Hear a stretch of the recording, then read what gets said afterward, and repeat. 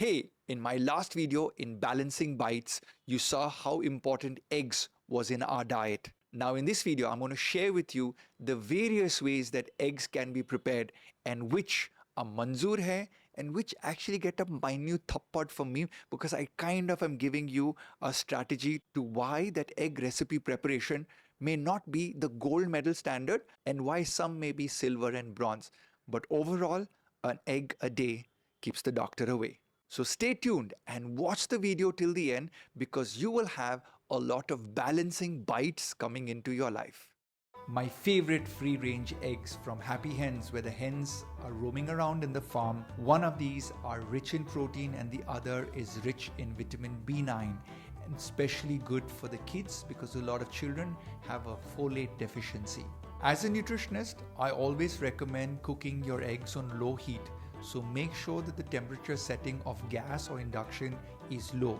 I do recommend a little bit of butter, but don't char the butter or overheat the butter, and quickly break your eggs into the butter. The reason being is I do not want the eggs to stick and break that valuable egg yolk that's so golden, so rich and so nutritious. One tip when breaking your egg is the height at which you drop the egg into the pan for a sunny side up, because when you drop the egg from a high height, you might risk breaking the yolk and then cooking the yolk. We want the yolk to be slightly soft and runny. Eggs are best enjoyed with a little bit of seasoning.